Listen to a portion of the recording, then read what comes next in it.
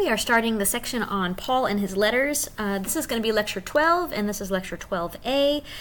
This time, we're going to be looking at Bible passages throughout this lecture, so go ahead and get your Bible ready so you can pause the video and go get a Bible, because we're going to be looking at several different passages, and I'm going to be reading, and we're going to be talking about them a bit. So go ahead and do that now. So, Paul, who was first known as Saul of Tarsus, wrote just under 25% of the New Testament. So it's very important to early Christianity. There are actually 13 letters in the New Testament in which Paul is explicitly named as the author. We'll talk a little bit more about what that could mean. Doesn't necessarily mean that he penned them all, but that he is behind 13 of them. He was born roughly around 5, maybe up to as late as 10 CE or AD. We don't know for sure, but we know that he had his, what some people call his conversion experience, or his meeting with Jesus on the road to Damascus around 32 to 35. So it's just going to be just a couple years after Jesus died and rose from the grave. There's several things that we know about Saul, Paul, from Scripture. By the way, his name was Saulus Paulus, so it's not that he changed his name necessarily, but he was known sort of as his more Hebrew name, Saul, in the beginning, and then as he went out into the Gentile world, Greek world, and started spreading the gospel, he was known as Paul. So that's how that worked. So we do know that Paul was a Roman citizen, which helped him many times in his career. He was from Tarsus, which is a Greek city, so he was familiar with Roman and Greek culture, but he was also a Jew.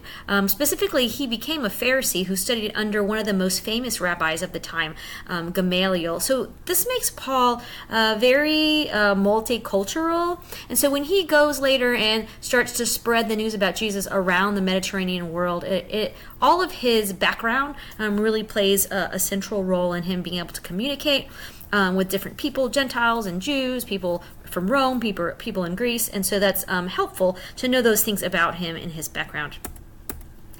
So we talked last time about how Paul's first New Testament appearance, the first time we read about him, is in Acts, in the martyrdom of Stephen. So we know that as a very zealous Jewish person, he persecuted the early followers of Christ because he believed them to be going against what the Old Testament scriptures and what God had laid out for the Jewish people. And so he was there when the Jewish authorities stoned Stephen, and he was actually holding people's coats, which is kind of a strange move when you think about it. Like, if he was opposed to it and he was opposed to Stephen, then why didn't he participate in the stoning? He's like, I'm just gonna, be on the sidelines here and help out those people who are gonna hurt him. So it's kind of a strange thing, but you get the idea that Paul is very passionate, but also maybe a little misled about these new followers of Christ. So then we talked last time about Saul's conversion on the road to Damascus. This is just a passage from it. I thought it would be interesting to look at it. Meanwhile, Saul, still breathing threats and murder against the disciples of the Lord, went to the high priest and asked him for letters to the synagogues at Damascus, so that if he found any who belonged to the way, men or women, he might bring them bound to Jerusalem. Now as he was going along and approaching Damascus, suddenly a light from heaven flashed around him. He fell to the ground and heard a voice saying to him, Saul, Saul, why do you persecute me? He asked, Who are you, Lord? The reply came, I am Jesus whom you are persecuting. But get up and enter the city, and you will be told what you are to do. And it's this event that starts him on his journey to becoming a preacher of the gospel, a missionary, church planter, pastor, all the things that you want to say about Paul here in the first century. So we learn about Paul's teachings in his 13 letters that he writes to different churches that he's founded or has visited or hopes to visit, but he also has some letters to individuals as well. It's important for us to know and to practice the fact that Paul's letters are occasional literature. What this means is they are composed for specific occasions or situations to address specific audiences who were facing specific problems. And I highlight this because so many people will pick up the Bible and start reading a letter from Paul and say, well, whatever Paul is saying applies directly into my life today. And that's an irresponsible way to read Scripture. Yes, what he says can be totally applicable in our lives, but we have to ask first, who is he writing to? What is the problem that he's addressing? What's the situation of these people? And then we can understand what it is that he is saying to the people. And then after figuring that out, we can say, okay, well, what are the main ideas here that we can apply in our lives? So taking it straight from the first century to the 21st century without any kind of thought for when he's writing or who he's writing to is a bad idea. So you really do need to put an effort when you're going to read and apply Scripture to your life. So just know that these letters are occasional literature. But we can actually learn a lot about Paul's theology from the themes of his letters, and we can also learn how to grow as a Christian or Christ follower as we read his advice to these first century Christians. So let's talk a little bit about the rules for interpreting biblical texts. The reason I think it's so important for us to talk about this is because so many people today misuse and abuse Scripture because they have not been taught how to interpret it well. And so this is why you get, people using the Bible as a weapon against other people, or using the Bible just to back up what they believe already. And this is why you have so many people that will claim that they're following the Bible, but then they can be completely living opposite kinds of lives that other people who claim to be following the Bible. So these are some rules, and we're going to look at them, and then we're going to actually apply them in a passage. So if you want to go ahead and grab your scripture, we're going to be eventually in 1 Corinthians 11. And so if you're not familiar with Scripture, all Bibles have in the beginning a list of all the books, so you can find what page number they're on. If you turn to 1 Corinthians chapter 11, of course it's going to be near the end in verses 2 through 16. But the first rule is to do not make a text or a passage mean what it could never have meant to its author or its original readers. So we are going to be in 1 Corinthians 11, but right before that, there's a little passage that has been misinterpreted several times throughout the history of the church. Here, Paul is writing to the Corinthians, and this is a group of people who are in a very cosmopolitan city, Corinth, with lots of wealth and poverty. A lot of people would say Corinth is sort of like a ancient Las Vegas. Lots of things going on. It was very difficult, I think, to be a Christian in this context. Pagan worship everywhere, sexual immorality, and so the Corinthians are struggling with a lot of different things. So Paul is addressing all of the things that he knows that they're struggling with throughout this letter. But in 10:23, he says, all things are lawful, and in your scripture, there should be some quotation marks around that, but not all things are beneficial. Quote, all things are lawful, end quote, but not all things build up. Do not seek your own advantage, but that of the other. So he goes on to talk about a particular problem they're having, trying to decide if they should eat meat sacrificed to idols.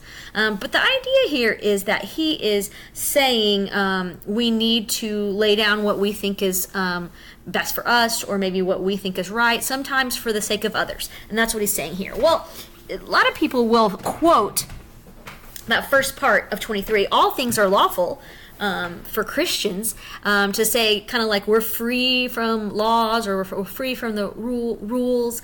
We can kind of do whatever we want. And I think a lot of people have used this to say, well, whatever I do, God will forgive me, or we're really free in Christ. We don't have to follow the law. And that is not what Paul is saying here. Of course, this is not what he meant when he was trying to tell his original readers to put other people's needs first. It seems like he was quoting them, saying, oh, you say all things are lawful, but not all things are beneficial, he says. And so there are people who will just take little verses out of context and make them mean something that they never meant to the original audience. So make sure that you do not do that. The next rule is the context rule. Do not take a text out of its context in order to make it mean something else. Oh, in this way, usually people will do this to justify their own ideas. So you have to know the context. The context would be like the time period it's written in. The literary context would be what comes before it in this passage, what comes after it. So when you're reading scripture, you need to make sure you know what comes before and after in a particular letter in this case. So I'm going to read 1 Corinthians 11, 2 through 16. And this is a really controversial passage, I will say. But we're going to just make a couple of comments about what you need to notice as you try to understand this passage. So Paul says, I commend you because you remember me in everything and maintain the traditions just as I handed them on to you. But I want you to understand that Christ is the head of every man, and the husband is the head of his wife, and God is the head of Christ. Any man who prays or prophesies with something on his head disgraces his head, but any woman who prays or prophesies with her head unveiled disgraces her head. It is one and the same thing as having her head shaved. For if a woman will not veil herself, then she should cut off her hair. But if it is disgraceful for a woman to have her hair cut off or be shaved, she should wear a veil. For a man ought not to have his head veiled, since he is the image and reflection of God, but woman is the reflection of man. Indeed, man was not made from woman, but woman from man.